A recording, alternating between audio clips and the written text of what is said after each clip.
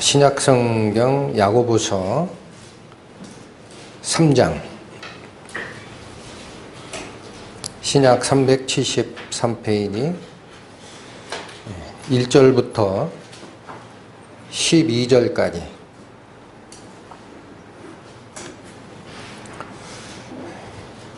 살피겠습니다. 내 형제들아, 너희는 선생된 우리가 더 큰 심판 받을 줄을 알고 많이 선생되지 말라. 우리가 다 실수가 많으니 만일 말에 실수가 없는 자면 곧 온전한 사람이라. 능히 온 몸도 굴레 씌우리라. 우리가 말을 순종케 하려고 그 입에 재갈 먹여 온 몸을 어거하며 또 배를 보라. 그렇게 크고 광풍에 밀려가는 것들을 지극히 작은 키로 사공의 뜻대로 운전하나니 이와 같이 혀도 작은 지체로 돼 큰 것을 자랑하도다. 보라, 어떻게 작은 불이 어떻게 많은 나무를 태우는가. 혀는 곧 불이요 불의 세계라. 혀는 우리 지체 중에서 온 몸을 더럽히고 생의 바퀴를 불사르나니 그 사르는 것이 지옥불에서 나느니라. 여러 종류의 짐승과 새며 벌레와 해물은 다 길들이므로 사람에게 길들었거니와 혀는 능히 길들일 사람이 없나니 쉬지 아니하는 악이요 죽이는 독이 가득한 것이라. 이것으로 우리가 주 아버지를 찬송하고 또 이것으로 하나님의 형상대로 지음을 받은 사람을 저주하나니 한 입으로 찬송과 저주가 나는도다. 내 형제들아, 이것이 마땅치 아니하니라. 샘이 한 구멍으로 어찌 단물과 쓴물을 내겠느냐? 내 형제들아, 어찌 무화과 나무가 감람 열매를, 포도나무가 무화과를 맺겠느냐? 이와 같이 짠물이 단물을 내지 못하느니라. 다 같이 기도 드리시겠습니다. 하나님 아버지의 은혜를 찬양합니다. 저희에게 세상에서 나와 따로 있고 속된 것을 만지지 말라 명하신 아버지 하나님의 뜻을 발견하고 저희의 행실이 아버지 하나님께서 원하시는 거룩함으로 바뀌어갈 수 있도록 가르침을 주심에 저희가 올바른 길로 다시 돌아와 저희의 잘못됨을 깨닫고 아버지의 뜻대로 저희의 생활이 바뀌어감을 또한 감사드립니다.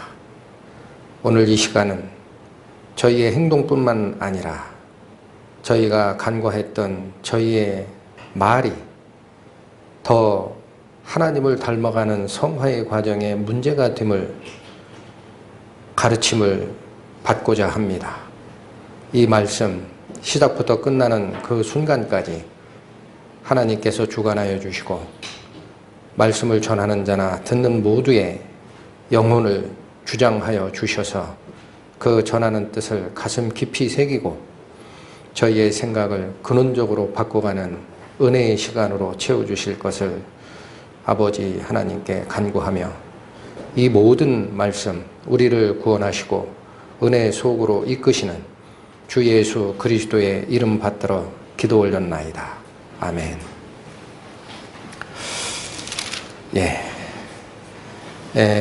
오늘 읽었던 이 말에 대한 문제는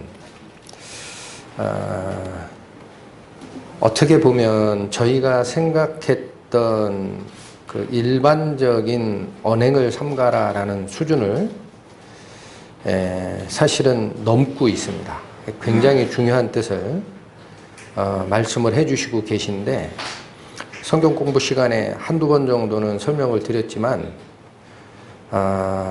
이 부분은 저 자신도 사실은 바뀌어가야 될 부분들이 많고, 또 그 전하고자 하는 말씀의 뜻이 그 깊이와 진실된 의미가 확인되기 전까지는 설교 말씀으로 전하기가 좀 힘들었어요.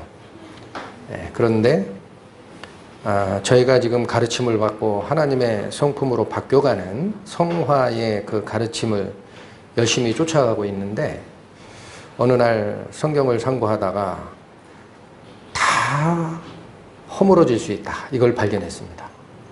그 성화의 가르침이 우리 마음에서 나오는 이 혀, 특히나 남에게 부담을 주거나 남을 지적하거나 또는 성도 간의 분파를 만드는 그러한 마땅치 않은 그런 지적의 말, 이런 것이 아직 우리 안에 마음속에도 있고 그 언행이 바로잡혀지지 않으면 성화의 가르침이 말짱 헛거다, 이게 발견이 됩니다. 그래서 이거는 저를 비롯해서 우리 모두가 한 번은 더 깊게 상고를 하고 가르침을 받아야 되겠다, 그 생각을 주셨고, 그래서 같이 상고하는 시간을 가졌습니다. 자, 근데 3장 1절에 보면, 내 형제들아 너희는 선생된 우리가 더 큰 심판을 받을 줄을 알라, 그런 말씀을 주셨어요. 그러면 선생된 자가 받는 심판 중에 더 큰 심판이 뭘까? 이어지는 말씀이 2절의 말씀입니다. 우리가 다 실수가 많으니 만일 말에 실수가 없는 자면 곧 온전한 사람이라. 그러면 선생이 더 많은 심판, 더 큰 심판을 받는다는 말씀은 2절과 연결을 해보면 말에 관련된 심판입니다. 자, 이 선생은 항상 말을 할 수밖에 없어요. 어디 가서 무슨 말을 하든지 이러한 가르침이 있습니다 라고 전할 수밖에 없으니까 다른 사람보다 훨씬 더 많은 말을 하게 되고, 경우에 따라서는 자기 생각이 섞여 나가서 하나님의 말씀이요라고 전파하는 과정에서도 또한 실수가 있고, 경우에 따라서는 엉뚱한 방향으로 성도들을 이끌어가는 그런 문제가 발생될 수가 있습니다. 그래서 선생 되지 말라는 뜻이 아니고, 이걸 액면 그대로 받아서 아무도 선생 되지 말라 그런 얘기로 받으실 필요는 없습니다. 성경이 말씀하시는 바는 반드시 가르치는 직분이 필요하다, 그렇게 말씀을 하십니다. 그러니까 우리가 받을 교훈은 말을 할 때 그 말에 대한 하나님의 판단과 나의 해명이 심판대에서 반드시 있다라는 사실을 기억하라라는 가르침으로 받으시면 문제가 없습니다. 그렇다면 말의 심판이 있나요? 예. 우리 그리스도인들은 선악간의 심판, 다시 얘기하면은 죄를 범한 그 결과인 형벌에 대한 심판은 면제가 되어 있습니다. 면제가 되어 있다라는 표현보다는 정확하게는 예수 그리스도께서 그 심판을 고스란히 받으셨어요. 그래서 그 안에 피한 우리는 이중처벌 금지의 원칙에 따라 우리에게는 그 형벌의 심판은 면제가 됩니다. 성경이 분명히 얘기를 합니다. 그러나 죗값을 묻는 심판이 아니라 그 이후에 너희들이 하나님의 뜻을 따라 정확하게 행함을 이루었느냐라는 부분과, 특히나 그 하나님의 말씀을 전하거나 상고를 할 때 잘못된 것을 전하거나 받아들인 적이 있느냐, 그에 대한 심판이 성경에 분명히 기록되어 있습니다.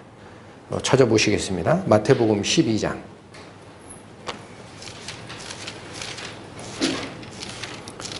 신약 20페이지입니다.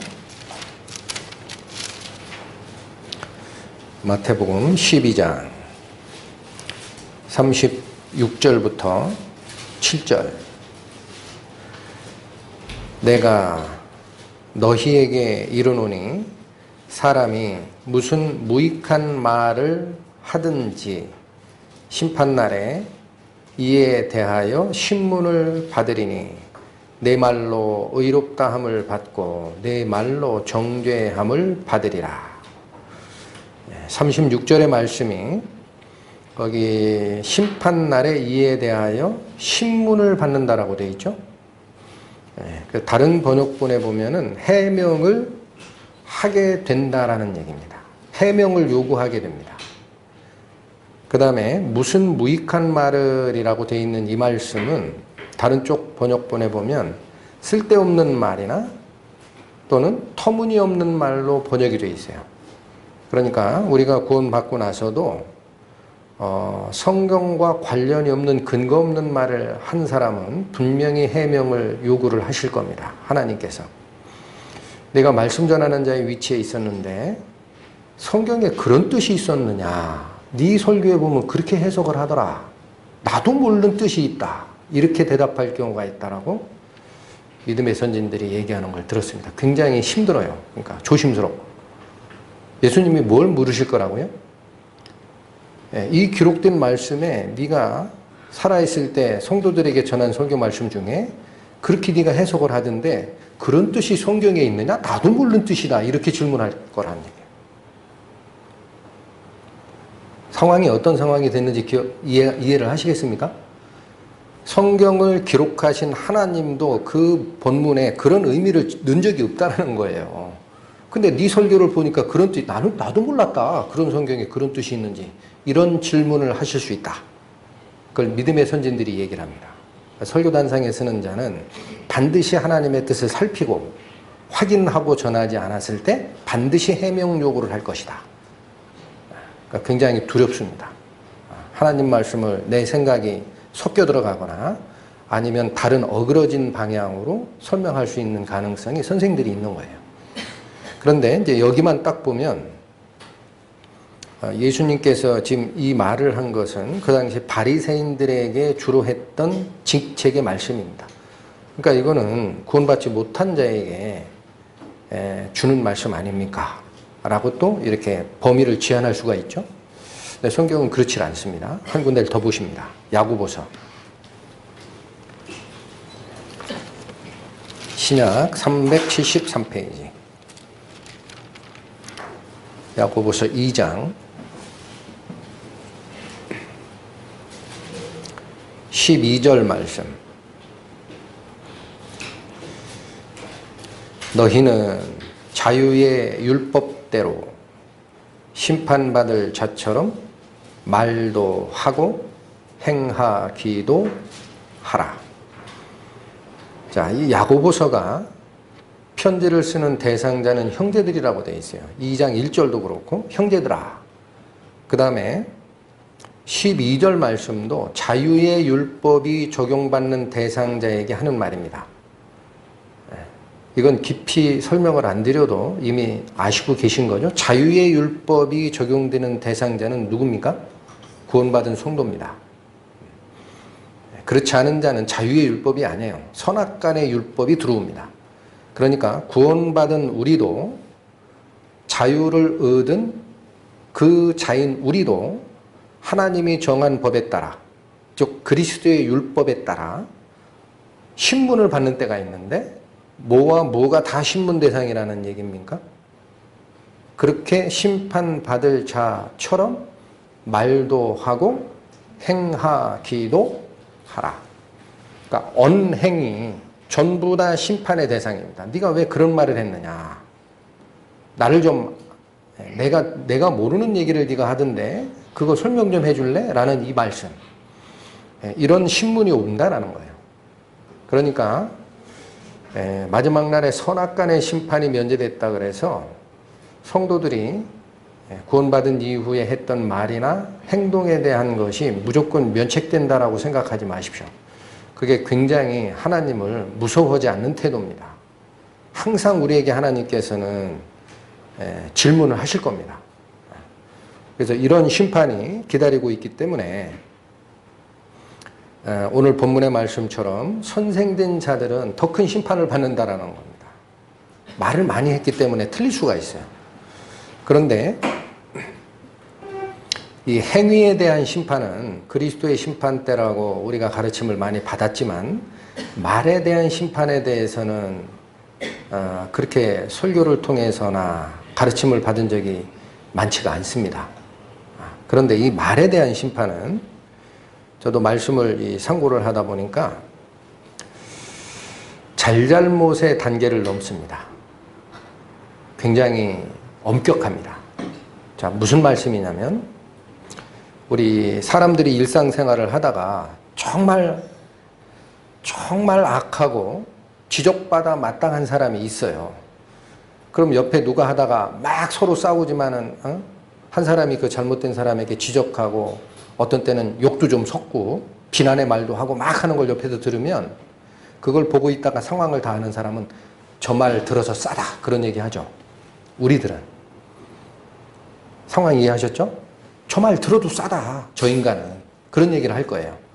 근데 성경이 얘기하는 바는 그 사람이 잘못됐든 잘됐든 간에 그런 말을 들어서 싸다라는 말은 없다라 그래요. 이게 참 어렵습니다.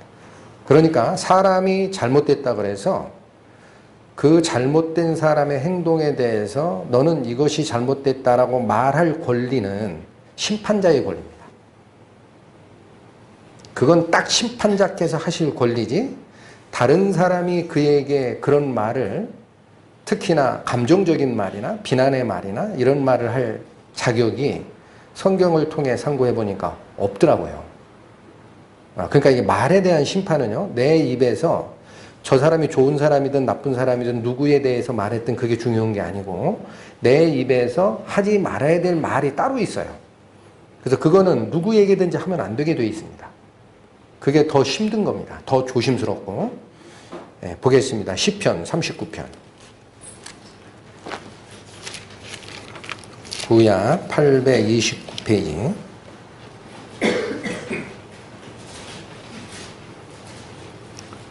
시편 39편 1절 말씀.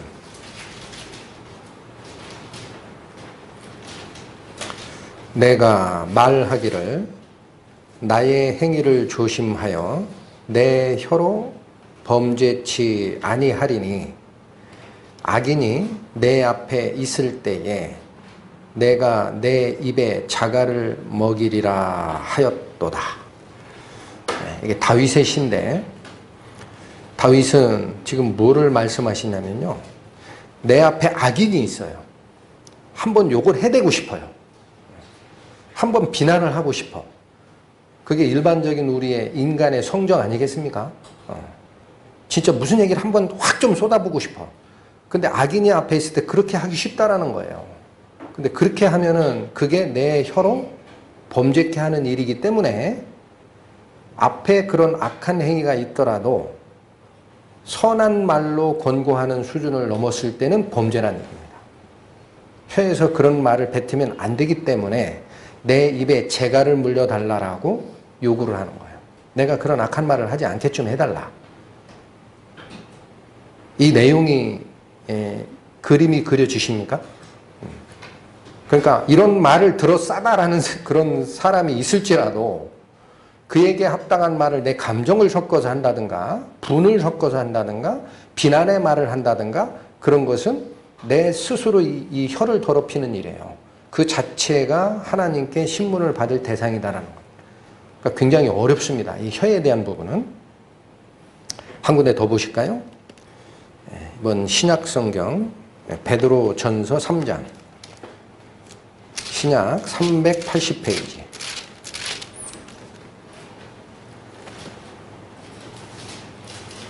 베드로 전서 3장 9절에서 11절까지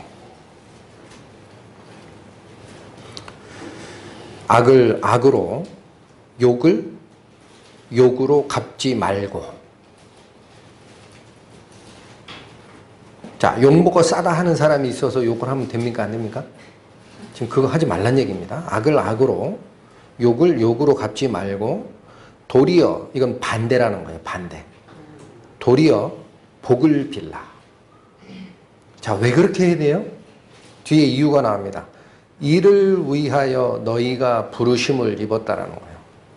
다시 얘기하면 구원받은 성도들이 하나님 앞에 죄의 용서를 받고 하나님의 자녀로 세움을 받은 이유가 뭔지 아느냐?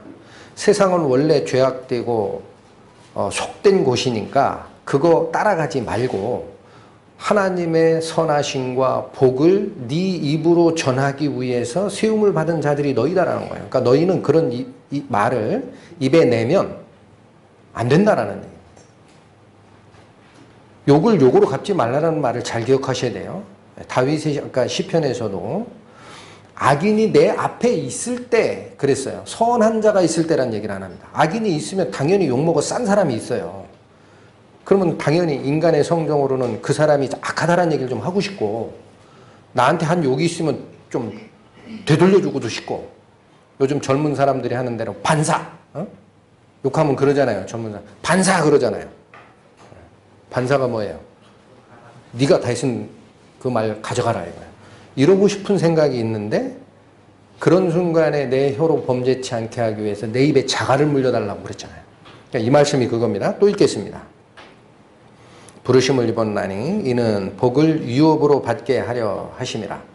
우리가 바라는 복을 비는 이유, 하나님의 은혜를 그들에게 더 기도하고 부탁해야 되는 이유가 우리가 바로 은혜의 자녀, 은혜의 나라, 복된 그 하늘의 나라를 상속받을 자 아니냐라는 얘기입니다. 유업으로 받겠다라는 게 그거예요. 상속자다예요, 우리는. 네, 이어집니다. 10절. 그러므로 생명을 사랑하고 좋은 날 보기를 원하는 자는 누굴까요? 생명을 사랑하고 좋은 날 보기를 원하는 자는 누굴까요? 9절에 있는 이를 위하여 너희가 부르심을 입었으니 성도를 가르치는 겁니다. 우리가 이걸 바라고 있잖아요. 사망에서 생명으로 옮겼고 그 그리스도께서 우리에게 주신 그 영원한 생명을 전하고 그걸 쫓아가고 그것만을 내 안에 가득 채우게 해달라고 기도하고 하는 사람들 아닙니까? 좋은 날 보기를 원한다라는 건 뭡니까? 영원한 하늘나라를 희망하고 살고 있지 않습니까? 그러니까 이 말을 아예 딱 줄이면 성도는 그런 얘기입니다. 그러므로 성도는 그렇게 줄이면 딱 맞아요. 혀를 금하여 악한 말을 그치며 그 입술로 괴후를 말하지 말라. 거짓을 말하지 말라는 얘기예요. 악한 말을 하면 안 되고 거짓도 얘기하면 안 된다는 얘기입니다. 11절 악에서 떠나 선을 행하고 화평을 구하여 이를 조치라. 네. 그러니까 먼저 하나 우리가 확인할 것은 사람이기 때문에 이 안에 감정이 살아있어요. 그래서 내가 억울한 일을 당하거나 내 앞에 진짜 잘못된 사람이 있을 때에도 감정을 섞거나 비난의 말을 섞어서 그에게 할 말이 없는 겁니다. 성경의 구약의 기록에 봐도 그런 기록도 있었죠. 모세의 시체에 대해서 미가엘이 사탄과 변론할 때에도 회방하는 말을 쓰지 않았다라고 되어 있어요. 회방하는 말 뭐예요? 질책하거나 질타하거나 욕하거나 하는 말 그런 말을 쓰지 않고 다만 말하기를 주께서 너를 꾸짖기를 내가 원하노라 그 말만 했다라는 거예요. 네. 이게 가르침입니다. 회방하는 말, 악한 말, 감정 섞인 말 이건 하나님의 나라를 상속받을 우리 구원받은 자에게는 마땅치 않은 겁니다. 입에서. 그게 기준이 분명하지 아니했을 때는 우리 언행이 바뀌어 나갈 수 있는 지침이 흔들려요. 그 말 들어서 쌀쌀함이 있다라고 생각하는 순간 내가 그거 통제하지 않게 됩니다. 그래서 성경은 뭐라고 얘기하냐면요. 기도하라 그래요. 내 입을 지켜달라고 하나님께 기도해야 된다. 그래서 그것도 성화의 굉장히 중요한 부분입니다. 행동이 바뀌어가는 것만큼 우리의 언사, 혀가 바뀌어가는 것이 굉장히 중요한 거예요. 보십니다. 시편 141편. 구약 904페이지입니다. 시편 141편 3절 말씀. 여호와여 내 입 앞에 파수꾼을 세우시고 내 입술의 문을 지키소서. 앞에서 봤던 시편 39편은 다윗이 악한 자가 내 앞에 있을 때 욕으로 대항할 가능성이 있으니까 내 입에 재갈을 먹이리라 라는 결심이 있었어요. 그렇죠? 그런데 여기 141편은 여기도 똑같이 다윗의 시입니다. 여기는 한 단계를 더 나갔어요. 나가서 뭐를 부탁합니까? 하나님께? 내 의지대로도 안 되는 게 이 혀입니다. 뒤에 계속 상고하실 겁니다. 그러니까 이번엔 기도하는 거예요. 하나님, 성도에 마땅한 말만 내 입에서 나올 수 있도록 내 입에 뭐를 세워달라고요? 파수꾼, 감시자를 붙여주십시오라는 기도가 보입니다. 그러니까 이렇게 기도한 정도면 이게 굉장히 힘들고 어렵다라는 것이고, 우리가 해야 할 말과 하지 말아야 될 말이 성경적으로 분명히 존재한다는 게 너무나 명확해 보이는 거예요.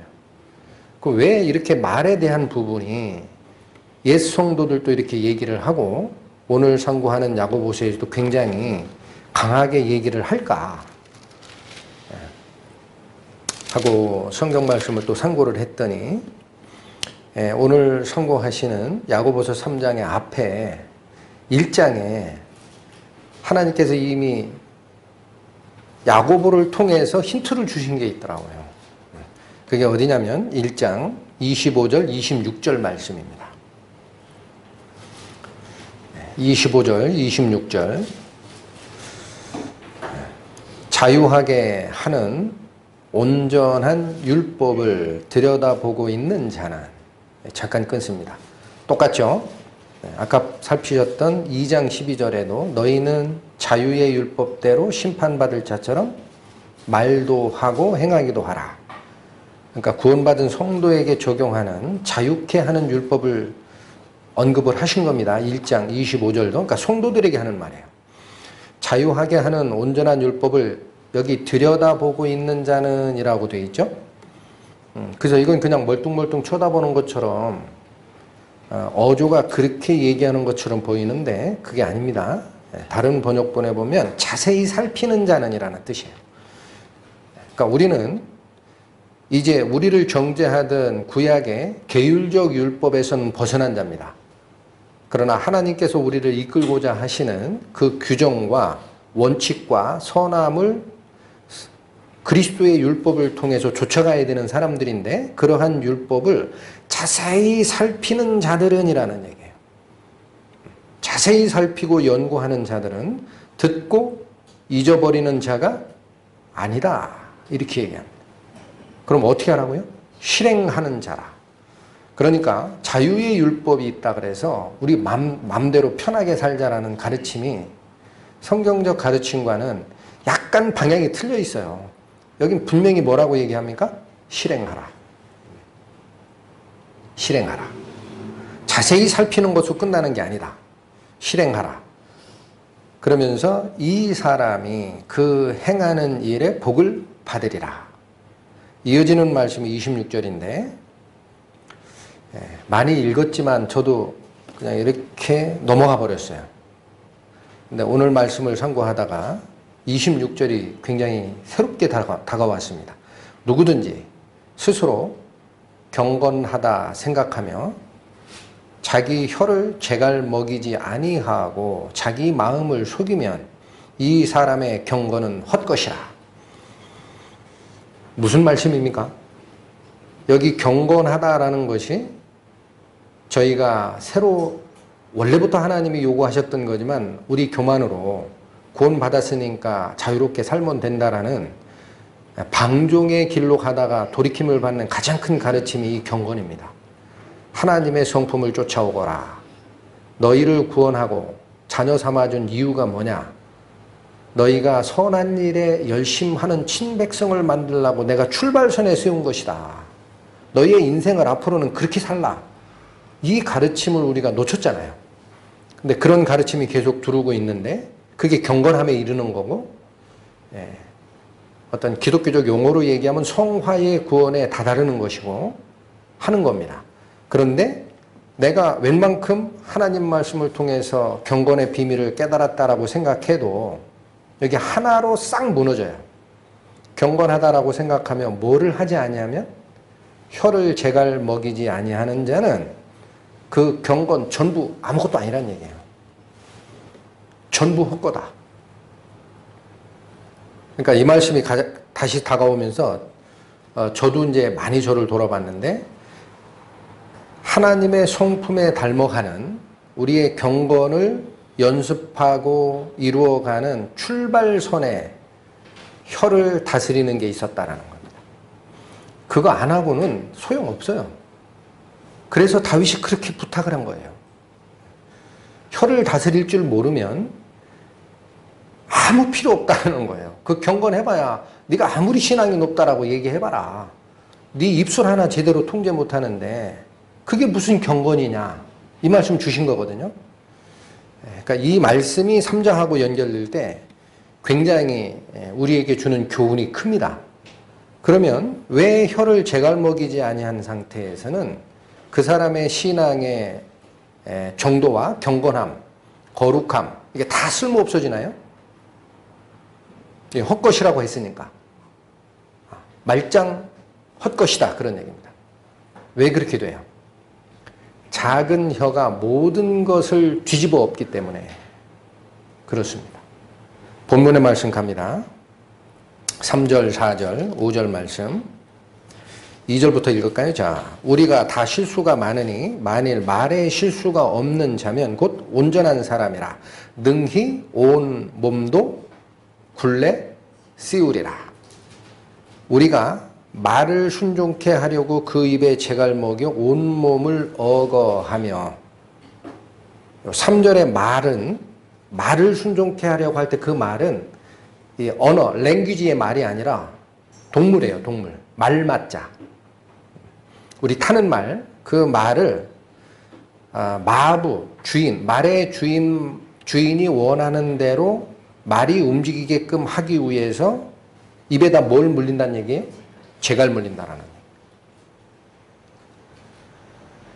재갈도 요 말씀 상고하다가 보니까 참 재밌어요. 소는 그 등치 큰 황소를 농부들이 황소의 힘을 이용하려고 통제하는 수단으로 뭐를 거기다 치우나요? 콧뚜레를 채웁니다. 소는 요 앞에 있는 이 코의 윗부분이 있죠. 이게 굉장히 탄탄한 그 조직으로 돼 있어요. 그래서 아예 코를 양쪽을 뚫어가지고 나무로 이렇게 콧뚜레를 해서 줄로 딱 연결하면 그걸 이렇게 툭툭 치면 이게 아프니까 뚫은 구멍에 그 코가 아프니까 얘가 이렇게 치는 대로 움직이게 돼 있어요. 그렇게 소를 다루는데 말은 콧뚜레를 안 합니다. 왜 그러나 했더니 말은 이 조직이 굉장히 연해요. 벌렁벌렁해요. 동물의 항공이나 보면 아시죠? 이 말은 요 코 조직이 우리 입술처럼 그냥 움직입니다. 그러니까 그걸로 제어할 수 없어요. 그래서 어떻게 제어하나 봤더니 굉장히 특이하게 말은 앞니가 있고 뒤에 어금니가 있는데 그 중간에 이가 없어요. 앞에 이는 앞니는 풀을 뜯어먹기 위해서 이게 앞으로 쭉 나와 있는데 뒤에 어금니는 음식물을 씻기 위해서 뒤에 있죠. 근데 그 중간에 우리로 얘기하면 송곳니가 있는 그 부분 한 이만큼이 여기가 이빨이 없습니다. 잇몸만 돼 있어요. 그래서 이 사이에다가 쇠막대기를 끼웁니다. 그게 재갈입니다. 이걸로는 안 되니까. 그래서 재갈을 끼워서 말굽비를 툭툭 치면은 그 재갈이 물려있는 그 안에 있는 쇠가 말의 혀 있죠, 혀.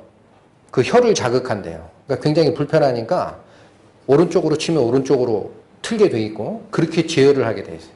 근데 그게 바로 우리 혀 통제하는 방법 아닙니까? 여기 성경이 말씀하시는? 그러니까 말을 통제하기 위해서 동물인 그 말을 통제하기 위해서 재갈 물린다라는 말이 우리 혀를 다스리라는 말과 가장 유사하구나라는 생각을 했습니다.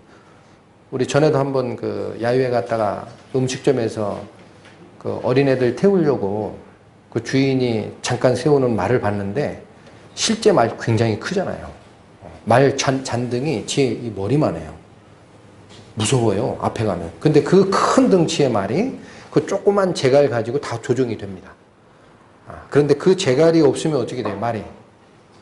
자기가 하고 싶은 대로 튀어 돌아다니죠. 이걸 지금 얘기한 게 3절이고 세 가지 사례가 나옵니다. 4절 또 배를 보라. 그렇게 크고 광풍에 밀려가는 것들을 지극히 작은 키로 사공의 뜻대로 운전하나니. 이 키가 배의 맨 뒤에서 방향타 아시죠? 배 전체 등치로 보면 100분의 1도 안 돼요. 굉장히 작은데 그 방향타로 인해서 방향을 잡게 되어 있습니다. 5절 또 나옵니다. 이와 같이 혀도 작은 지체로 돼 큰 것을 자랑하는도다. 보라, 어떻게 작은 불이 어떻게 많은 나무를 태우는가. 혀도 똑같은 일을 하는데 어디에 비유하고 있습니까? 불에 비유합니다. 불. 그래서 요 세 가지 사례를 3장에서 제시를 하고 계신데, 왜 혀의 재갈을 물리지 않은 자는 경건이 전부 헛거다라고 야고보서 1장에 말씀하셨을까? 이걸 상고하다가 핵심이 요 3절, 4절, 5절입니다. 혀가 아주 작은 거지만 그 혀가 올바른 쪽으로 사용이 되지 않았을 때는 그 말이 가져오는 영향력이 전체를 뒤집을 수 있어요. 경건이고 뭐고 전부 허물 수 있습니다. 아, 그래서 이 말씀을 주셨구나. 작은 게 큰 거를 제어하는 샘플을 세 가지를 얘기한 겁니다. 우리 타는 말의 재갈. 얼마 안 돼요. 이만큼 됩니다. 그 다음에 그 큰 배의 방향을 움직이는 키. 그 다음에 모든 거를 불살르는 산불의 그 불씨. 작은 거지만 영향력은 엄청 크다. 그래서 혀를 통제하지 않았을 때는 내가 나아가고자 하는 경건의 모든 쌓아놓은 성이 한 번에 무너질 수 있다는 말씀을 주시는구나. 우리 사람의 속담에도 그런 말이 있죠. 말이 씨가 된다 그러잖아요. 말이 굉장한 영향력이 있습니다. 눈에 안 보인다고 우리가 그냥 막 뱉는데, 하나님께서 세상을 뭘로 창조하셨습니까? 말로 창조하셨습니다.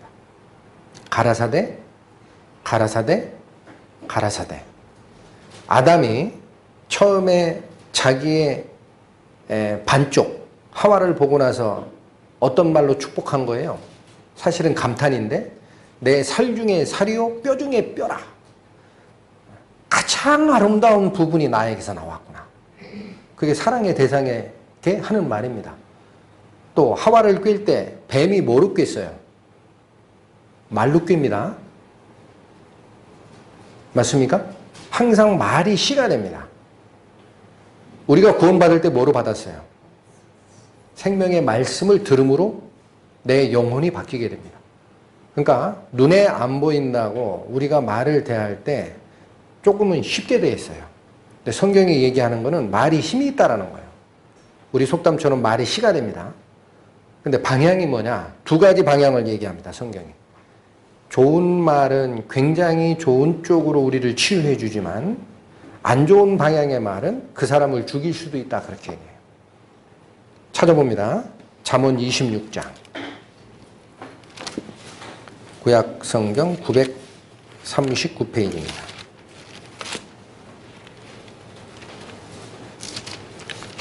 잠언 26장 18절에서 19절까지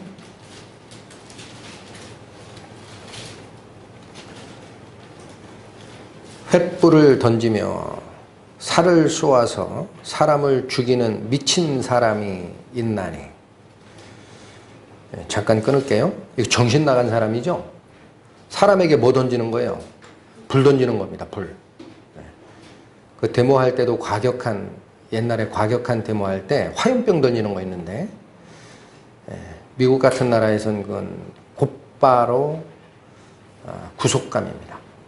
평화적 시위 이외에 폭력이 사용되는 순간 곧바로 체포됩니다. 그건 의원도 체포가 됩니다. 미국 같은 경우에는 이 가이드라인이 있어요. 집회 신고를 했으면 인도에서만 하라 그러면 차도로 넘어오면 안 됩니다. 근데 어떤 의원이, 국회의원이에요, 미국에. 의원이 자기 주장을 막 하다가 그 폴리스 라인을 넘었어요. 미국 경찰은 지휘를 안 봅니다. 곧바로 수갑 채워갔어요. 어쨌든 이 불을 던지는 것이 이 비유입니다. 횃불을 던진다라는 것은 지금으로 얘기하면 화염병 던진 거랑 같은 거예요. 사람에게 화염병 던지는 게 제정신입니까? 그러니까 여기 미친 자라 그러죠. 또 뭐를 해요? 살을 쏘았다라는 것은 화살 쏜 거예요. 화살 쏘는 겁니다. 그러니까 사람에게 횃불 던지고 화살을 쏘아서 사람을 죽이는 그런 미친 짓을 하는 사람이 있다라고 얘기를 합니다. 그런데 이어지는 말씀이 이거 잘 잡으십시오. 19절. 자기 이웃을 속이고 말하기를 내가 희롱하였노라 하는 자도 똑같다라는 거예요. 이게 무슨 말일까요? 거짓말을 해서 자기 이웃에게 문제를 만드는 자입니다. 그런데 나중에 따지면 뭐라고 하느냐? 내가 장난한 거야. 그런 얘기예요. 이 희롱했다라는 말은 다른 번역본에 보면 내가 장난하라고 그랬어. 그 얘기로 번역이 되어 있습니다. 진짜 한 게 아니야. 나 장난하라고 그랬어. 그러니까 애들이 장난삼아 던진 돌에 개구리는 맞아 죽는다라는 말이 있죠. 지금 그와 똑같습니다. 그래서 우리가 이 말이 누구를 죽일 수 있는 상황을 설명하신 거예요? 사람을 죽인다라는 겁니다. 장난스러운 말 그거 하지 말란 얘기예요. 본심에 있는 말을 빼고 그 장난이라는 말이 또 어떤 뜻이 있을까라고 살펴봤더니 우리 말로는 장난입니다. 그러니까 이응 받침이에요. 장난. 그런데 이거는 아직 확인된 거는 아닌데 원전 어원을 쭉 쫓아 올라갔더니 원래는 한자에서 나왔다라는 주장이 있어요. 입증된 건 아닙니다. 그게 뭐냐면 작난이라는 거예요. 만들 작 어려울 난. 어려움을 만드는 일을 한다라는 거예요. 자꾸 장난치고 하는 게. 애들 장난이 싸움 된다라는 말이 있죠? 그와 똑같은 겁니다. 그래서 여기서 희롱하였다라는 건 내가 농담으로 했다. 내가 장난하라고 했다. 하지만 실제 그 말이 어떻게 된 거예요? 다른 사람에게 불을 던지거나 화살을 쏘는 그런 미친 짓과 같다라는 겁니다. 그러니까 이런 말은 죽이는 말이에요. 이웃을 죽일 수 있는 말이 있다라는 거예요. 한 군데 더 보시죠. 잠언 12장 922페이지 18절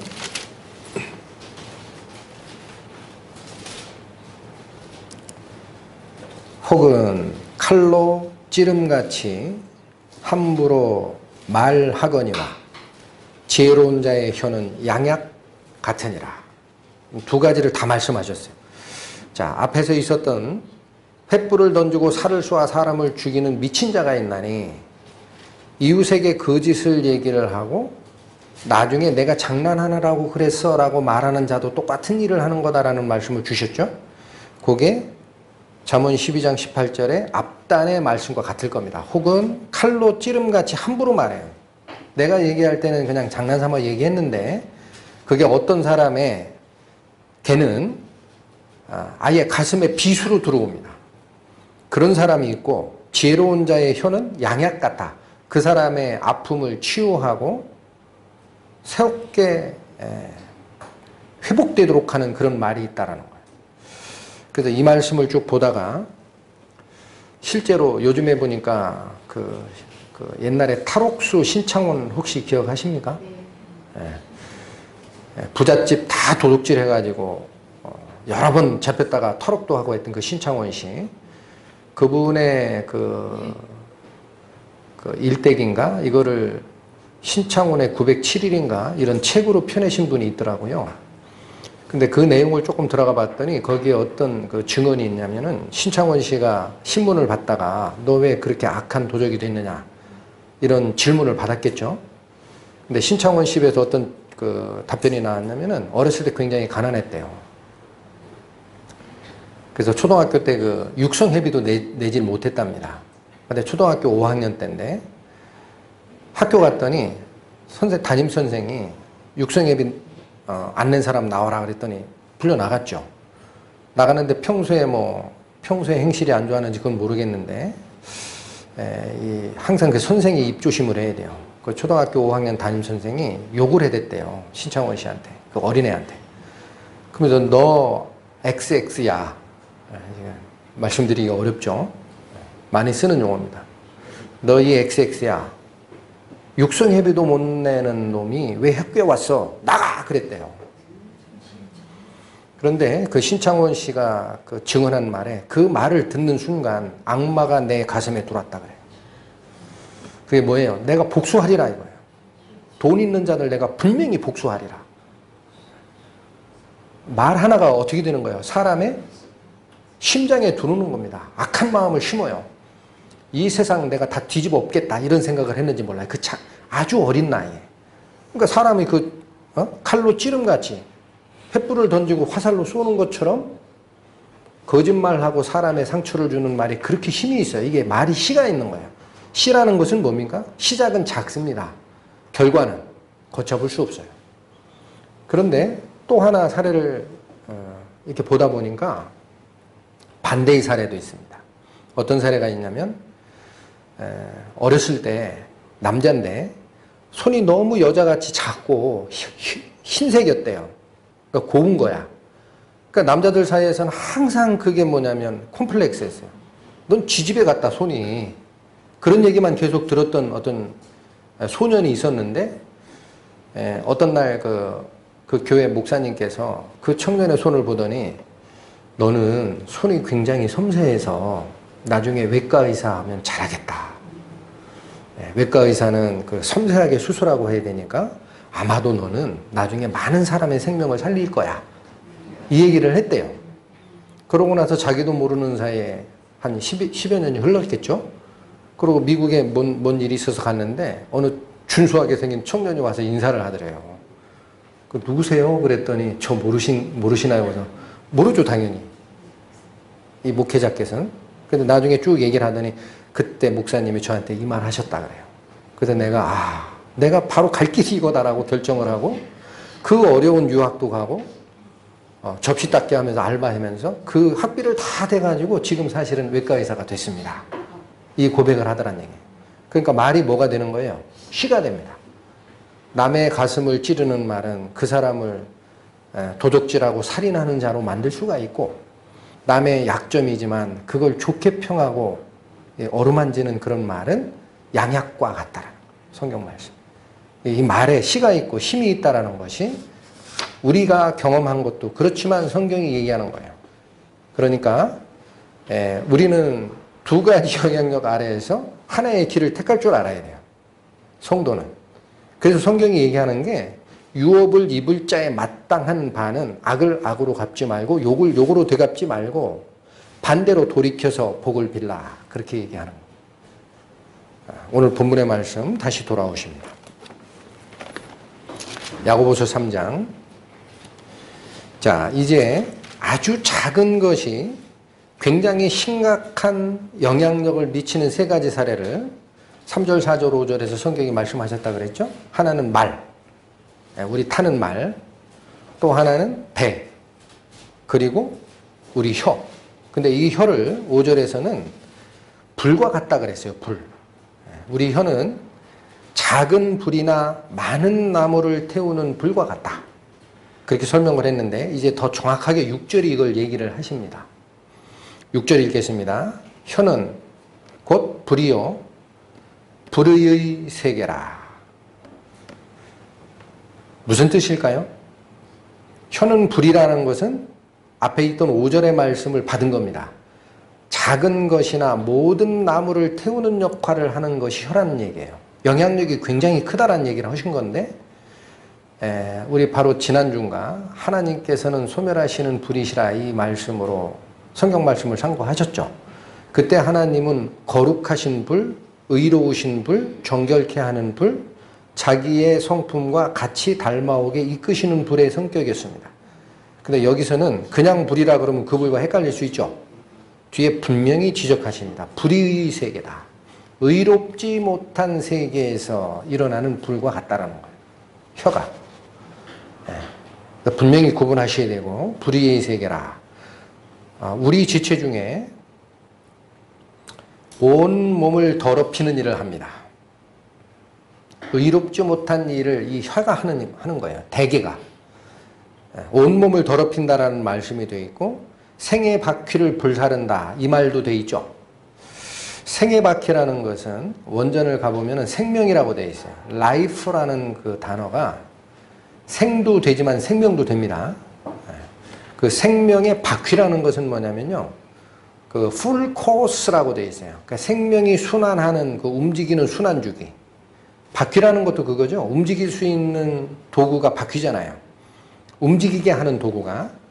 그 얘기는 이 불이 온몸을 더럽히기도 하고 또 하나는 생명의 순환 고리를 싹 태워 없애는 문제가 있다는 거예요. 생명의 순환 고리, 생명의 작용이 불 때문에 어떻게 된다고요?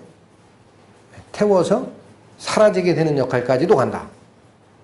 그리고 이어지는 말씀이 더욱 심각합니다. 그 사르는 것이 어디에서 난다고요? 지옥불에서 난다. 그러니까 이런 말씀을 저도 이게 잡을 때 혀가 마땅히 하지 아니할 말을 하도록 내버려 두면 안 되겠다라는 마음을 먹었습니다. 하나님은 우리의 죄가 그렇게 싫어가지고 당신의 독생자를 보내셔서 모든 형벌을 받으면서까지 이 세상의 죄를 없이 하고자 재창조의 역할을 하시는 분 아닙니까? 그리고 그분이 선하시기 때문에 눈에 차마 악을 볼 수 없어서 당신의 영원하신 하늘나라를 완성하실 때에는 악한 것, 죄된 것, 속된 것 그런 것은 모조리 모아서 지옥불에 태워버리시는 것이 하나님이시잖아요. 그러니까 그와 속성이 같다는 얘기입니다. 지금 불의의 세계라 그러면 그냥 대충 넘어가기 쉬운데 뭐랑 성격이 같아요? 지옥불과 같다라는 거예요. 그 태우는 역할이 하나님과 어떻다? 쉽게 얘기하면 반대란 얘기예요. 하나님과 반대다. 그런 역할을 하는 게 불이다.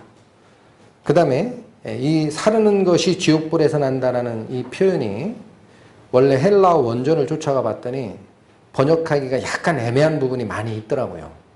그래서 다른 쪽 번역본을 봤더니 혀 자신도 지옥불 위에 올려지게 돼 있다라고 번역이 돼 있는 성경이 있어요. 나머지 성경이 그렇게 번역을 했습니다. 그러니까 이 말은 일단 이렇게 받으시면 문제가 없습니다. 혀는 아주 작은 거지만 모든 것을 자기가 가지는 영향력 아래로 태워버리는 속성이 있는데 혀가 가지는 불의 속성은 불의한 속성으로 그걸 태운다라는 거고 본인마저도 태워진다라는 겁니다. 그래서 믿음의 선진들이 말씀하신 걸 쭉 참고하다가 이 혀가 불이다라는 이 말씀, 6절의 말씀을 속성 3개로 요약하시는 분을 봤습니다. 딱 이해하기 쉽게 말씀을 하시더라고요. 첫 번째, 자, 불의 속성을 먼저 기억하라 그래요. 그분은. 불은 작은 것으로 시작한다 그래요. 맞죠? 산불 어떻게 시작합니까? 꽁초 하나 잘못 버린 거? 여기로 시작합니다. 그런데 나중에는 굉장히 심각한 영향을 불러온다. 이게 불의 속성이다. 두 번째 불의 속성은 불은 옮겨 다닐수록 커진다 그래요. 맞죠? 처음에 작게 시작된 불이 저쪽으로 옮겨 붙기 시작하면 걷잡을 수 없어집니다. 2-3번만 옮겨 붙으면. 그러니까 말도 똑같은 거예요. 말도 올바르지 않은 말이 처음에는 아무것도 아닌 걸로 시작을 하는데 그 결과는 굉장히 심각하게 나타납니다. 그 다음에 어떤 말이 복을 비는 말이 아닐 때 옮기면 안 됩니다. 옮기면 어떻게 돼요? 커집니다. 불의 속성과 똑같아요. 세 번째 불의 속성을 얘기합니다. 결국은 자신을 포함한 모든 것을 태워버린다 그래요. 가르침이 굉장히 컸습니다. 어떤 분의 설교 말씀에서 이걸 정리를 해주시던데 불은 어떻다고요? 아주 사소한 것에서 시작이 되지만 그 영향력은 심각해진다. 또 옮기면 옮길수록 커집니다. 나중에 걷잡을 수 없어져요. 또 하나 자기 자신도 타버립니다.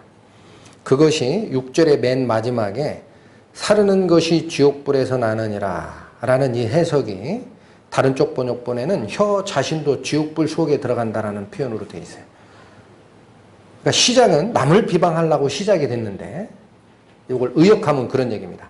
옳지 않은 말이나 그런 비난의 말은 남을 지적하기 위하여 시작이 됐으나 점점 커지고 영향력이 심각해지고 결국 자기 자신이 해를 받아요. 그러니까 하지 말란 얘기입니다. 이게 6절의 말씀입니다. 그래서 저희 성도들은 특히나 저는 이 6절의 말씀을 굉장히 심각하게 마음에 받았고, 이게 혀가 거기 보시면 온 몸을 더럽힌다라고 되어 있습니다. 이 몸은 개인의 몸을 얘기하는 게 아니에요. 개인의 몸을 얘기하는 게 아닙니다. 믿음의 선진들이 쓰는 주석이나 이런 걸 가보면 여기서 얘기하는 몸은 몸된 교회를 지칭한다고 보는 게 훨씬 정확하다라는 거예요. 그러니까 작은 비난의 말이나 쏙닥거림이 교회 전체가 문제가 되게 될 수 있다. 그 다음에 생의 바퀴를 불사른다라는 말씀도 같습니다. 생명의 순환고리가 그 작은 속닥거림과 비난의 말 때문에 문제가 생길 수 있다는 것을 지적한 거다. 그렇게 얘기를 하십니다. 그래서 그런가 하고 찾아봤더니 한번 보실까요? 시편 101편 말씀, 구약 874페이지. 성경이 같은 말씀을 하시더라고요. 시편 101편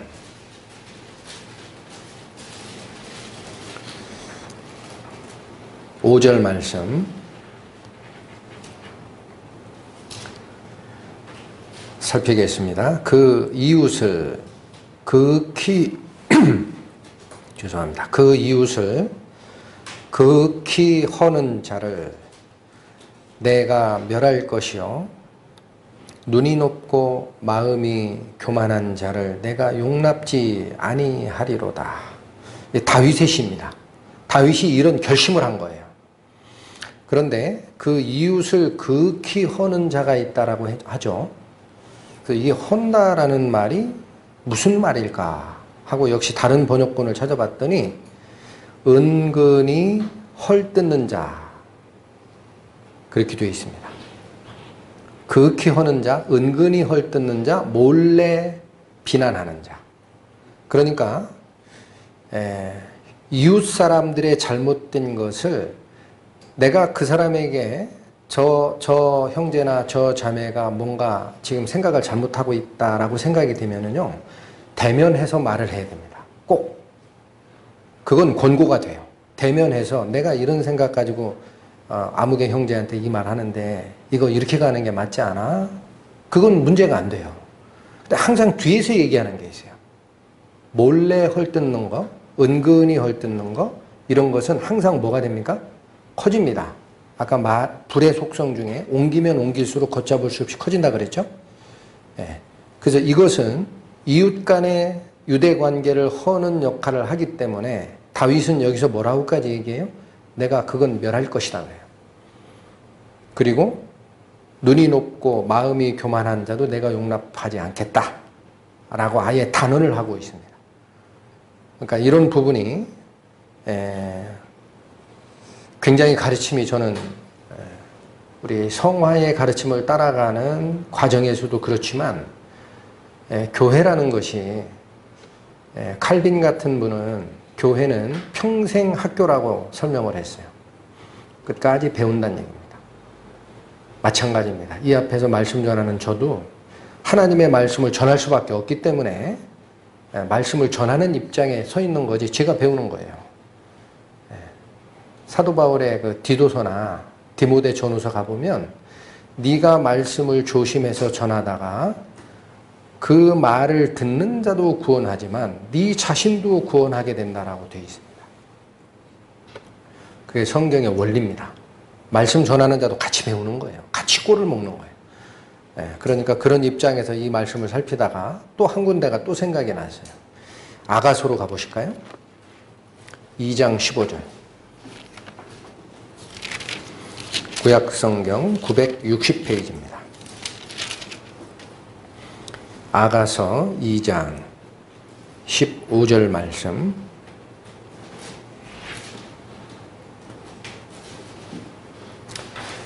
우리를 위하여 여우 곧 포도원을 허는 작은 여우를 잡으라. 우리의 포도원에 꽃이 피었음이니라. 이 신랑이 하는 대사입니다. 신랑. 신랑이 하는 말이 우리를 위하여, 신부와 신랑을 위하여, 이거는 교회와 그리스도의 관계라고 전에 한번 설명을 드렸죠. 교회와 그리스도의 관계를 위해 포도원을 허는 작은 여우를 잡을 필요가 있다라고 지적을 하십니다. 그래서 포도원을 허는, 그러니까 대적자 마귀는 성경에서는 뭐라고 얘기합니까? 우는 사자라고 해요. 우는 사자. 그건 눈에 보입니다. 성도들의 눈에.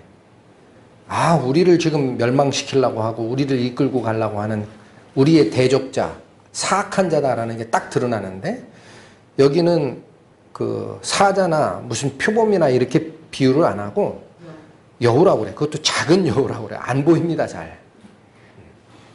안 보입니다. 그 다음에 대수롭지 않게 여겨요. 근데 이 여우가 뭐를 허는 자예요? 포도원의 울타리를 헐고 있어요. 근데 왜 잡으라고 합니까? 우리의 포도원에 꽃이 피었다. 꽃이 폈다라는 얘기는 무슨 단계로 가는 과정이에요? 열매 맺기 전입니다. 그러니까 교회와 그리스도의 교제가 하나님의 선함을 따라 열매를 맺는 생활로 가는 과정에서도 그 포도원을 허는 역할은 아주 작은 걸로 시작이 되고, 이 포도원을 허는 작은 여우는 뭘까 하고 제가 한참을 고민을 했었어요.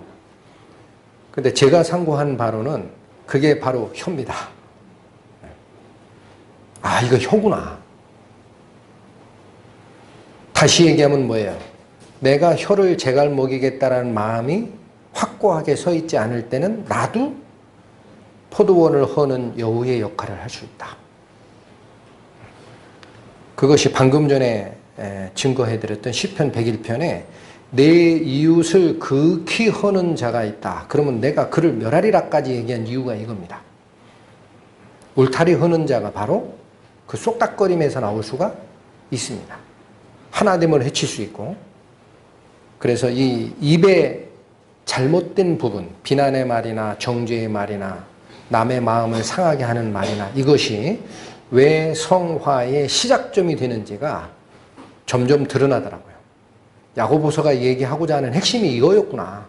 너희가 경건하다고 네 스스로 자랑하고 높고 네 신앙이 높다라고 백날 얘기해봐라. 네 혀를 제갈 먹일 줄 알지 못하면 그거 말짱 헛거야. 그런 얘기를 하신 거예요. 그래서 우리는 굉장히 이거를 심각하게 여겨야 되고, 결국은 그래서 그 본문의 말씀이 우리 교훈대로 가면 혀는 아주 작은 걸로 시작하되, 제가 세 가지 속성 기억하시라 그랬죠? 하찮은 걸로 시작이 됩니다. 항상. 그런데 그 결과는 어떻게 돼요? 굉장히 심각한 영향으로 가요.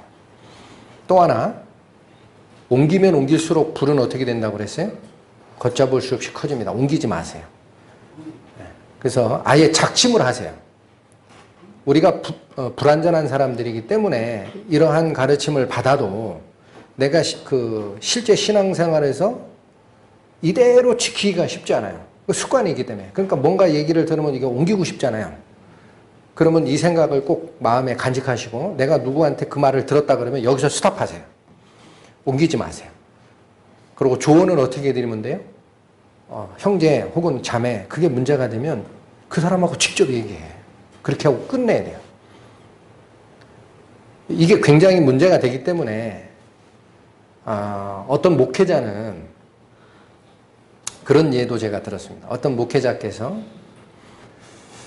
항상 문제가 있으면 청년회장이 오고 무슨 어머니 회장이 오고 무슨 또 교회 그 교사회 회장이 오고 와서 꼭 목사님한테 하는 얘기가, 목사님 우리 회에 이런 문제가 있어요 라고 자꾸 상의를 한대요. 그래서 처음에는 듣다가 이거 안 되겠다,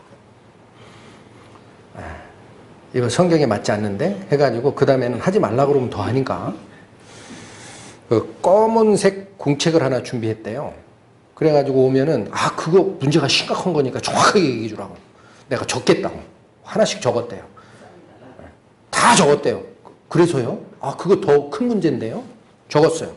그리고 나서 혹시라도 내가 잘못 적었으면 안 되니까 읽어보라고 해요. 자, 내가 혹시 잘못 적은 거 없나 한번 다시 읽어보라고. 확실히 맞습니까? 맞대요. 그럼 밑에서 사인하라 그랬대요. 형제가 봐도 분명히 맞는 얘기 한 거죠. 내가 잘못 적은 거 없죠? 사인하세요.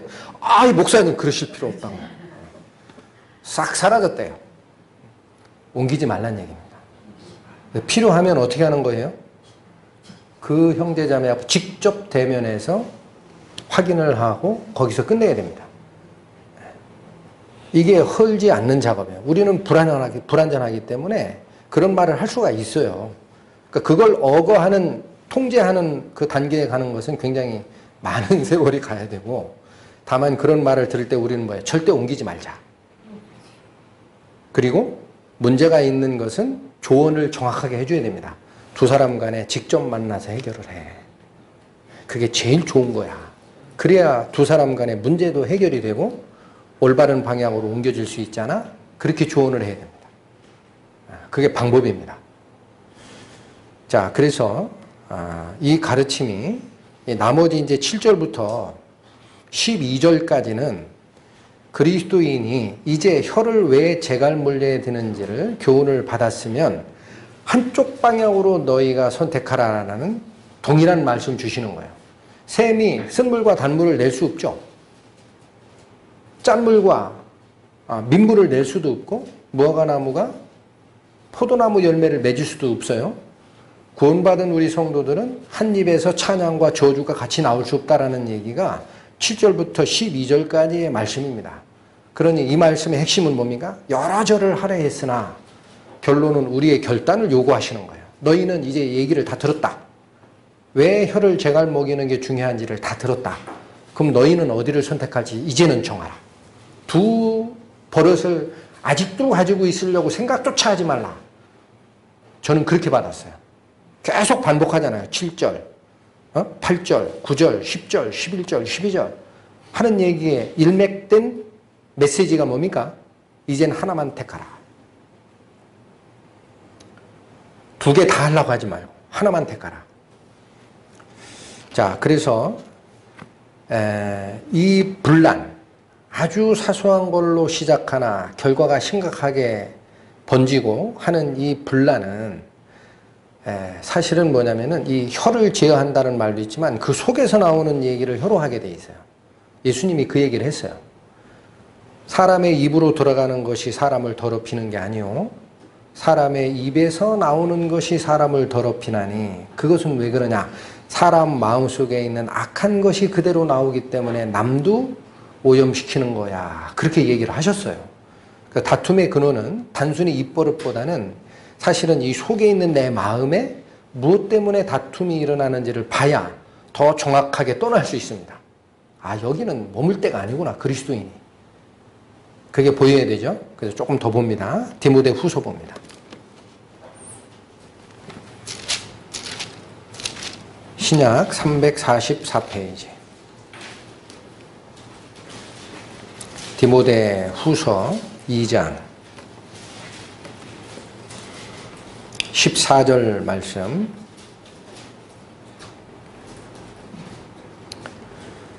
살피겠습니다. 너는 저희로 이 일을 기억하게 하여 말다툼을 하지 말라고 하나님 앞에서 엄히 명하라. 여러 가지 하나님의 명령을 성경이 기록하고 있는데 아마 신약에서 이렇게 명한 것은 여기가 거의 유일하지 않을까 싶어요. 제 기억에도. 하나님 앞에서 엄히 명하라 그랬어요. 뭐는 하지 마라. 절대 말다툼하지 마라. 그 왜 그러실까? 뒤에 나옵니다. 이는 즉 그 말다툼을 하는 것은 유익이 하나도 없고 도리어 어떻게 하게 된다고 돼 있어요? 듣는 자를 망하게 합니다. 믿음이 약한 자를 실족하는 일이 있어요. 나는 억울해서 얘기했는데 나하고 동조하는 사람을 좀, 우리 말하면은 속에 있는 말 터놓으면 어떻게 보면 시원하잖아요. 그렇죠? 그러니까 내 말을 얘기해서 아 그래 어려웠겠네, 내가 이해해, 이런 말을 좀 듣고 싶어서 동조 세력을 얻으려고 그렇게 얘기하는 경우도 있어요. 그런데 그러한 다툼의 말들이, 분쟁의 말들이 듣는 자를 어떻게 한다고 되어 있어요? 망하게 하는 경우도 있다는 거예요. 듣는 자를 망하게 하는 경우도 있다. 그래서 어떤 그 설교자의 설교를 들어보니까 나중에 굉장히 그 유명한 말씀 전하는 자가 됐대요. 근데 그분이 어렸을 때 기독교 집안에서 자랐는데 하나님 없다라고 한 40이 넘을 때까지 마음에 불신자로 살았다라고 얘기를 합니다. 그래서 그 본인의 신앙 고백을 들었는데 왜 그렇게 살았느냐 했더니 기독교 집안에서 하나님의 성경을 보고 다 자랐대요. 근데 교회만 가면 성인회에서도 서로 싸우고 교사들도 서로 싸우더래요. 의견이 안 맞다고. 그래서 이 어린애가 마음에 문제가 돼가지고 자기 주일학교 선생님한테 가서 물었답니다. 근데 뭐라고 물었냐면 선생님 싸우면 지옥 가나요? 천국 가나요? 이렇게 물었대요. 어린애가. 어디가 맞아요? 예? 네, 요것도 여러분 이제 우리가 누구에게 뭔가 답을 줄 때 있죠? 그 말에 휘말리면 안 됩니다. 뱀이 얘기할 때 하와가 그 말에 휘말렸기 때문에 빠져들어가는 거예요. 빠져나와야 됩니다. 애 말에 그대로 답변을 한 거예요. 이 선생님. 뭐냐면 지옥까지 그랬어요. 싸우면 지옥 가는 거 맞습니까? 하나님을 안 믿으니까 지옥 가는 거죠. 정확하게 답변했어야 돼요. 그게 아니란다. 싸워서 지옥 가고 싸우지 않아서 천국 가는 게 아니고 우리가 원래 죄가 있기 때문에 예수 그리스도의 은혜로 구원을 받고 죄사함을 받아야 천국 가느니라. 이렇게 대답했으면 문제가 없을 것을 이 선생님이 지혜롭지 못한 거니까 애 말에 휘둘렸어요. 그래서 지옥까지 그랬어요. 그러니까 이 애가 마음이 어떻게 결정했냐면 그러면 지옥 없다라는 거예요. 거기서 굳혔대요. 왜 그러냐. 지옥 가지 말라라고 설교하는 곳이 교회고 주일학교 선생님이고 한데 저 사람들 싸우는 거 보니까 지옥 갈 거 알고 싸우네? 그럼 지옥이 없으니까 싸우겠지. 어린 마음에. 그래서 하나님을 등졌다는 얘기입니다. 사심이 넘을 때까지. 그게 무슨 말입니까? 여기 싸우는 자들이 듣는 자를 망하게 한 사례예요. 제가 보기에. 그 영혼을 망하게 할 뻔했어요. 사심 넘어서 다시 돌아왔답니다. 하나님의 다행스러운 인도로. 내 스스로가 죄가 있구나라는 걸 깨닫고 하나님 앞에 다시 회개하는 역사가 있었다 그래요. 그분은. 그러니까 이런 말도 굉장히 조심스러운 거예요. 우리 싸우는 모습이 복음 전함에 절대 도움이 안 됩니다. 싸울 필요가 없어요. 여기도 분명히 그 말씀을 지적을 하셨고 오늘 보셨던 야고보서 3장의 본문 다시 돌아가세요. 원래 12절까지만 본문 말씀으로 읽었는데 쭉 다시 설명하다가 16절, 17절에 더 중요한 지침을 또 줍니다. 야고보서 3장 16절, 17절 말씀 읽겠습니다. 시기와 다툼이 있는 곳에는 요란과 모든 악한 일이 있음이니라. 아까 왜 말다툼하지 말라고 이제 드러납니까? 시기와 다툼이 있는 곳에는 요란, 이건 뭐예요? 분란이에요, 분란. 분란이 생기지만 또 뭐가 거기에 틈타요? 모든 악한 일이 그걸 틈타게 되어 있습니다. 교회도 마찬가지입니다. 근데 여기 시기와 다툼이라고 있는 이 다툼이 공동번역 성경에 보면은 이기적인 야심이라고 되어 있어요. 그러니까 다툼의 근원이 뭐라는 얘기입니까? 내 거를 자꾸 주장하다가 다투게 됩니다. 옳은 것을 얘기하는 것은 다툼으로 번지지 않을 가능성이 많아요. 근데 그때도 조심해야 됩니다. 옳다는 얘기를 할 때는 그 당사자 앞에 가서 얘기를 해야 돼요. 성경 말씀을 가지거나 원칙을 가지고 그것도 온유하게. 그러고 딱 빠져야 됩니다. 근데 그게 아니고 다투기 시작하면은 그 근원은 공동번역 성경이 주장하는 바는 이기적인 야심 때문에 그렇다는 거. 내가 인정받고 싶어. 내가 옳다고 인정을 받고 싶어서 내가 억울하다는 걸 누구에게 호소하고 싶어서 다툼이 일어난다는 겁니다. 그러니까 그런 것은 하지 말라. 이건 악한 거다. 17절은 반대입니다. 오직 위로부터 난 지혜는 하나님께서 오는 지혜예요. 위로부터 난 지혜는 성결하고 하나님의 성품을 닮아서 죄에서 떠나는 생활을 하는 것이 첫 번째 요구사항입니다. 다음에는 화평하고, 다툼의 반대죠. 관용하고, 내가 용서하라는 거예요. 진리와 관련된 문제가 아닌 다음에는 네가 옳고 내가 틀렸다, 이거 싸울 이유가 없습니다. 그건 말씀의 분별에 대한 단계니까 어쩔 수 없어요. 성경을 가지고 교제하면 드러납니다. 그게 아니라 사람 간의 잘잘못은 내가 용서하고 참아야 돼요. 양순하고 또 긍휼과 선한 열매가 가득하고. 여러분, 긍휼은 뭐가 긍휼인지 아세요? 잘못까지 용서하는 게 긍휼이에요. 일반적인 사랑보다는 범위가 넓다고 그래요. 성경학자들이. 긍휼이라는 것은 불쌍히 여기는 거예요.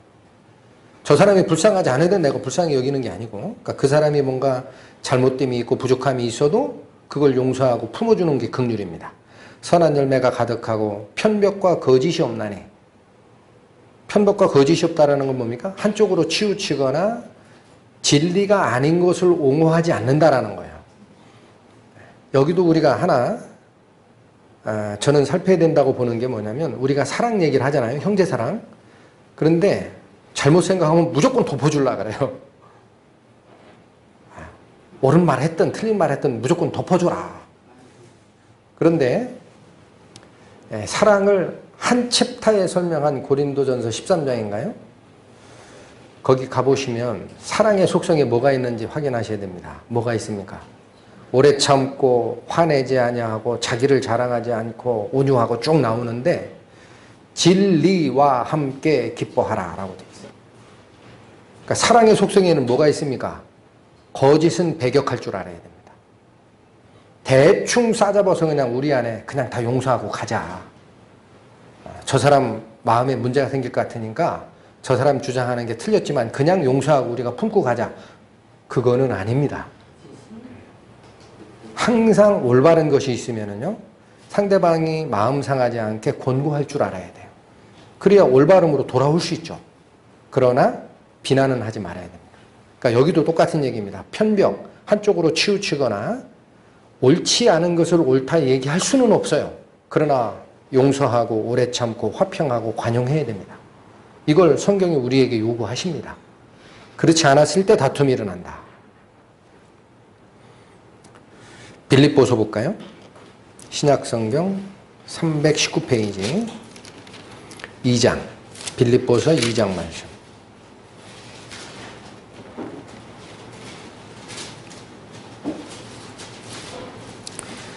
(3절과 4절) 말씀. 아무 일에든지 다툼이나 허용으로 하지 말고, 여기도 그렇게 돼 있죠. 그 다음에 오직 겸손한 마음으로 각각 자기보다 남을 낮게 여기라. 각각 자기 일을 돌아볼 뿐더러 또한 각각 다른 사람들의 일을 돌아보아 나의 기쁨을 충만케 하라. 남의 입장을 되보고 그 사람과 입장을 바꿔 생각할 줄 알고, 그게 남의 일을 돌아보는 거예요. 내가 도와줄 게 뭐가 있는지를 입장을 바꿔 생각할 줄 아는 것이 형제 간의 화목을 증진시키고 교회가 하나 되는 것이고, 결국 이 사도가 부탁한 것과 우리에게 그걸 명하시는 하나님의 기쁨을 충만케 하는 방법입니다. 이게 화평의 일에 힘쓰는 자예요. 그런데 이 3절을 조금 더 보시면은요, 아무 일에든지 다툼이나 허용으로 하지 말라라고 되어 있죠. 그렇다면 이 다툼과 허용이 옆에 나왔어요. 그래서 이게 왜 허용이라고 돼 있을까라고 다른 번역본을 봤더니, 이 허용이라는 게 헛된 영광입니다. 헛된 영광. 그 헛된 영광이 있으면 진짜 영광이 있죠. 어느 게 진짜 영광입니까? 우리 성도들에게는 어느 것이 진정한 영광입니까? 우리를 이끌고자 하시는 그 하나님의 영광. 그게 진정한 영광입니다. 그래서 우리가 우리의 이 속된 속성을 성령의 인도하심으로 바꿔서 신의 성품에 참여하는 자가 되게 하려 하였다 라고 베드로후서에서 나오는 그 말씀이 그분의 영광스러운 모습으로 우리가 바뀌어가는 것을 원하시는 거예요. 그게 완성되는 장소는 어디입니까? 우리의 몸이 부활하고 영원한 하늘나라에 가면은 완성이 됩니다. 그게 우리가 쫓아가야 되고 바라봐야 되는 진정한 영광인데, 헛된 영광은 그럼 뭘까요? 사라질 영광, 썩어질 것. 즉 내가 조금 높여지거나 내가 인정을 받거나 하고자 하는 그 마음, 그게 육적인 마음이라고 우리가 이미 배웠죠. 그게 헛된 영광이에요. 그러니까 나를 드러내려고 하다 보면 인정받지 못할 때 속이 상하고, 다른 사람한테 인정받지 못할 때 내가 그 사람을 질투하게 되고 다툼이 일어나고 하는 거예요. 그러니까 다툼과 허영이 옆에 있는 거예요. 그러니까 이거를 없애려면은 방법이 하나밖에 없다라는 거예요. 오직이라는 말은 꼭 그렇게 받으시면 문제가 없어요. 헛된 영광 취하지 않고 다투지 않으려면 어떤 마음을 품으면 됩니까? 겸손한 마음. 더 쉽게 설명해 줄까라는 거예요, 지금 사도 바울이. 겸손한 마음이 뭔지 알아? 더 쉽게 설명해 줄게 하고 나오는 말씀이 뭡니까? 나보다 남이 더 낫다라고 여기라는 거예요. 비진리적인, 그러니까 자, 성경 말씀과 관련된 진리적인 판단 말고 비본질적인 것들, 사람 간의 문제, 사람 간의 의견 차이, 이런 것이 문제가 생겼을 때는 어떻게 하면 다툼이 쉽니까? 저 사람이 나보다 낫다라고 생각하라 이거예요. 그러면 다툼 안 생깁니다. 자, 그래서 이 헛된 영광이 왜 싸움의 원인인지, 제가 지금 구절 3개를 찾는 거예요. 다툼의 원인이 되는 것은 아까 이기적인 야심이라고 번역됐던 그 말씀도 있고, 여기 헛된 영광을 추구하다 다툼이 생긴다라는 말씀도 있는데, 한쪽 말씀에 또 똑같은 말을 하시는 곳이 있어요. 갈라디아서입니다. 2장. 신약성경 309페이지.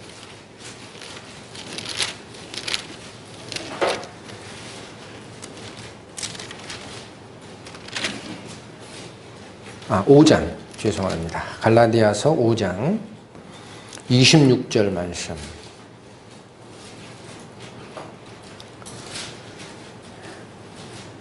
읽겠습니다. 헛된 영광을 구하여 서로 격동하고 서로 투기하지 말지니라. 여기 더 명확해졌죠. 헛된 영광을 추구하다 보면 서로 노엽게 하게 되는 거예요. 격동한다라는 표현이 다른 번역에 그렇게 되어 있어요. 서로 노엽게 합니다. 그리고 서로 쉬게 하게 돼요. 내가 잘났는데 저 사람이 잘못됐는데 이런 생각을 먹게 됩니다.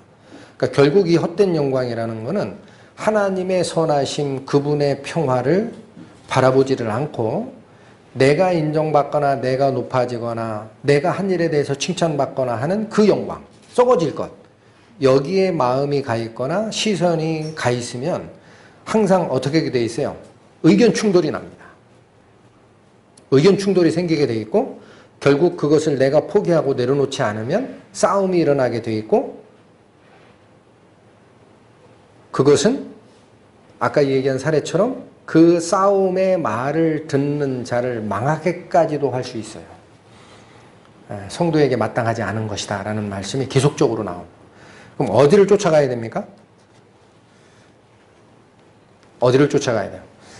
입의 혀가 하는 말은 두 가지라 그랬죠. 어떤 사람을 죽일 수도 있으나 지혜로운 자의 말은 병을 치유하게 한다 그랬어요. 그러니까 두 가지 방향이 있는데, 우리 성도들이 하지 말아야 될 것은, 저는 성경을 참고하다가 제일 간단한 기준이 있더라고요. 내가 이 말을 할까 말까 고민할 때 제일 간단한 기준은요, 이 속에 평안함이 없는 상태에서 뭔 얘기를 하고 싶은 게 있어요. 그 양심이 우리를 가르칩니다. 즉 뭐가 분이 나거나 화가 나거나 내가 억울하다고 생각하거나 할 때 하고 싶은 말, 그건 하면 안 되겠더라고요. 성경이 뭐라고 얘기하느냐면, 화내는 것 자체는 하나님의 의와 반대라 그래요. 무슨 이유에서든지 내가 불쾌하고 화가 나면은 그때 하는 말은 자제해야 됩니다. 그때 재갈 물릴 때예요. 볼까요? 야고보서 1장.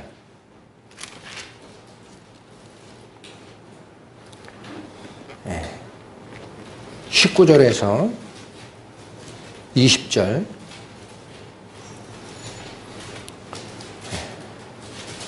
겠습니다. 내 사랑하는 형제들아, 너희가 알거니와 사람마다 듣기는 속히 하고 말하기는 더디하며 성내기도 더디하라. 우리가 인간적인 감정을 가진 상태이기 때문에 화를 내지 않을 수는 없을 거예요, 아마. 근데 어떻게 하란 얘기예요? 끝까지 참으란 얘기예요. 이유가 뭐냐? 20절에 나옵니다. 사람의 성내는 것이 하나님의 의를 이루지 못함이나. 이건 반대라는 얘기예요. 하나님이 끌고 가고자 하는 그 의로운 사업에 화가 겸해져서 뭔가가 되면은 그 사람이 하는 말이나 그 사람이 하는 행동이나 모든 것이 그 하나님의 의와는 관계없는 게 되어버립니다. 화나 분이라는 것은 뭐와 반대다? 하나님이 끌고 가고자 하는 그 의, 하나님의 의와는 반대쪽의 속성이 있으니까 내가 뭔가 화가 나거나 누구한테 무시받았다고 생각을 하거나 하는 그런 감정이 이 속에서 조금이라도 있으면은요, 하려고 했던 말을 일단 닫으세요. 그러면 딱 맞아요. 그 얘기는 나중에 화가 다 진정된 다음에 특히 그게 교제의 대상이 될 수도 있어요. 내가 분명히 억울한 대우를 받아서 저 형제나 자매가 뭔가 잘못한 게 있다라고 생각이 되면 화가 다 잠잠해질 때까지 기다렸다가 성경 말씀이나 그 가르침의 말로 온유하게 나중에 교제하는 게 맞습니다.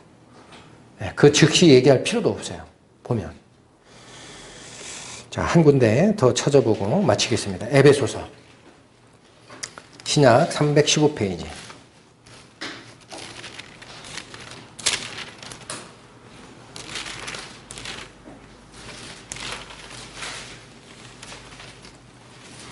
(5장) 4절 말씀.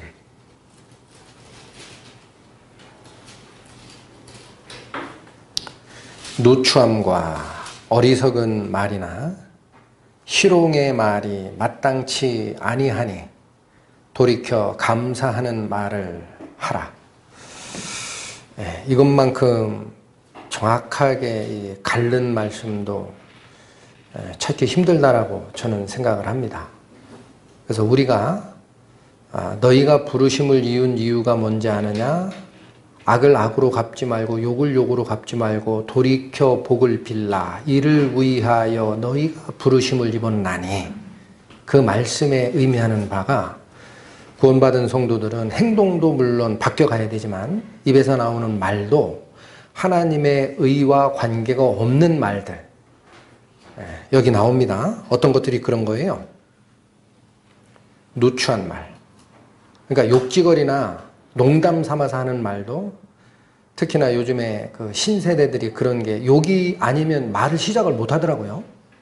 어느 학자가 그 연구를 했대요. 그랬더니 요즘 신세대들이 어떤 말을 시작할 때 70%가 욕으로 시작한대요. 우리 아이들도 그런 모습이 조금 보여가지고 걱정해요. 자기들은 그냥 보통적으로 얘기를 해요. 얘기를 하는데 우리들이 듣기에는 그 반이 욕이야. 그 속에. 그게 누추한 말이에요. 그 다음에 어떤 것도 마땅치 않아요. 어리석은 말. 그 다음에 농담, 희롱의 말. 농담 삼아서 누구를 비난하거나 막 이렇게 하는 거. 이런 것들 다 마땅치 않아요. 그러니까 반대로 돌이키라는 말은 방향을 턴하라는 거예요. 우리 복을 빌기 위하여 복받음을 얻은 우리 백성들은, 구원받은 성도들은 그런 말을 입에서 아예 없애야 됩니다. 반대로 돌이켜 어떤 말을 자꾸 하라? 하나님의 은혜를 찬양하는 말을 하라. 나에게 잘못한 사람에 대해서도 저주의 말을 하지 말고 돌이켜 복을 빌라. 이게 저희 성도들에게 하나님께서 말씀하시는 당신의 신의 성품에 참여하는 경건한 변화의 시작이 내 혀를 제갈 먹이지 아니한 자는 내가 경건하다 얘기하지 마라. 전부 헛거다. 라고 가르침을 주신 이유가 아닌가 라는 생각을 했습니다. 마치겠습니다. 기도하시겠습니다. 하나님의 가르침을 감사드립니다. 저희가 생각 없이 뱉었던 그런 말들, 또 희롱의 말이나 감사치 않는 그런 말들이 성도의 입에서 나올 수 없는, 당연히 버려야 될 찌꺼기임을 오늘 배웠습니다.